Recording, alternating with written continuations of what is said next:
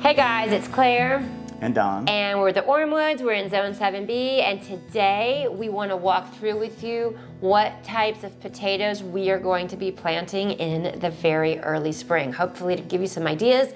And of course, we got all of our organic seed potatoes from Wood Prairie Farm in Maine. So check them out, I'll put the link below, but let's show you what we got. All right guys, so here's the deal. I made an order for some seed potatoes, and then I completely forgot I made this order. So when the mailman dropped them off today, I was like, oh, that's very exciting, particularly because it's gonna be cold and rainy again this weekend. So, you know, not a whole lot we can show you. So this was great timing. So we thought we'd unbox it with you. And if you remember in February, we did a video and we talked about the potatoes that we got from Wood Prairie Farm. These are organic seed potatoes, which I strongly recommend you use. We saved a year ago some potatoes from the grocery store, remember? Yeah. And they sprouted. We planted them, they didn't really do much. A lot of the grocery store potatoes are sprayed down with a growth inhibitor, so that could have been why they didn't really do well, even though they were organic, but these just really outperformed. Yeah, they did. And I really like supporting local farms, as I'm sure you guys do too. And I think their packaging is like as pretty as it gets. Mm-hmm.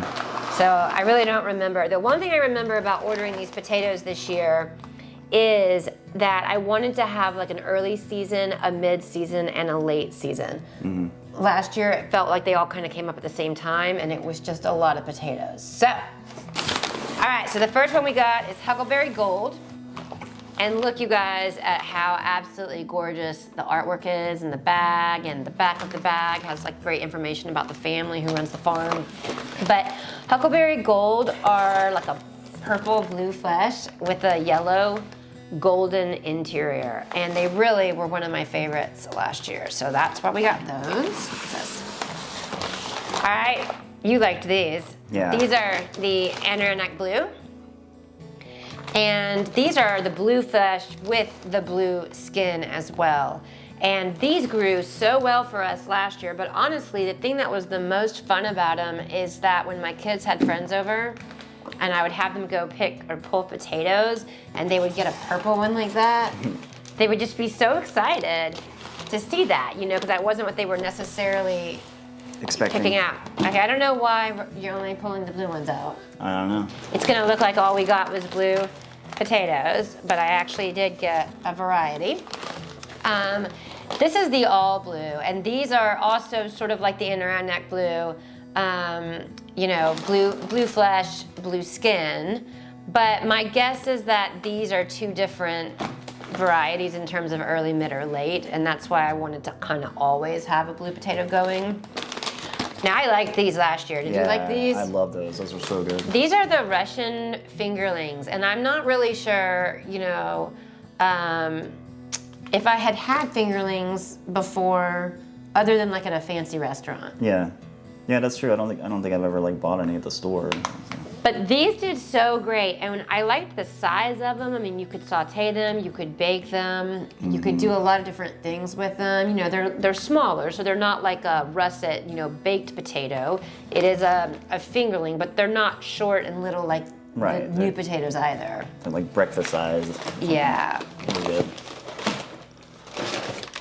Is this the last one? Standby. All right. We got two more. Okay, two more. After that. So, of course, you can't go wrong with Yukon Gold, and I know maybe some of you feel like it's kind of basic, but sometimes basic is effing awesome. Yeah. And these grew really well. It's just your traditional, you know, it's not a russet. Russet potatoes actually don't grow very well in Zone 7B, or at least in North Georgia where we are. If they have grown well for you and you're in Zone 7B or somewhere near us, let us know. But russet potatoes don't do great, so Yukon Gold is kind of our go-to. Yeah. All right, these are called, I'm calling them Corolla. That's how I would say it, yeah. They might be Carola, I'm not sure. But these are like the creamiest potatoes. They're actually from Germany, and they have this really beautiful yellow color. And they're so creamy. You know, a lot of German dishes have potatoes in them, and so the quality of the potato really matters. And I think this is going to be really great for making all kinds of potato things. So let's see about this. All right, so I said earlier that we don't grow russet potatoes very well here in Zone 7B, but you can go to Wood Prairie Farm and order potatoes for your kitchen. And so I did. These are not seed potatoes. We will not place these in the ground. We will just cook with these. Just organic potatoes. I thought it would be interesting to just see how these compare So like to store-bought. what we're getting in the grocery store right now. Yeah. Exactly. And last but not least, were these your favorite? These dark red ones? I love those. Yeah, these are so good. These are what I was talking about, like the more new potato style, the dark red potato. These are dark red New Orleans. These grew fantastic, and they were really fun to pull out of the dirt because there was just so many attached to them. So that's kind of our seed potato collection. So a couple of things about planting potatoes. We are not gonna get these in the ground right now, okay? We'll probably put them, we have a little room in our garage where we keep some of our gardening stuff. We'll probably keep them in there because the potatoes are gonna go dormant in the colder weather. And we could put them in the ground, and they might come up a little bit earlier than if we waited until, you know, early spring, late winter, but they would be at risk for a lot of disease and rot because of the moisture in the ground. So for me, it's not really, we wouldn't get a harvest so much earlier that it's worth the risk. I'd rather just keep these safe and dry. This year we planted them in February, and I will say that we had a little bit of maybe disease. Yeah, a little bit. We couldn't ever figure out if it was blight or if it was something else, but it was really wet in February. We planted these and it was just really, really wet. So I almost think next year, if I can remember, I wouldn't mind if we just wait till March 1st. Mm-hmm. Just 2 extra weeks. Yeah. Just in case it's, you know, a longer winter, because I do feel like that was part of the issue. And then if you watched our video in the spring, early summer, when we harvested all the potatoes, we did such a great job of harvesting them and letting them cure, but then we never got the whole batch inside.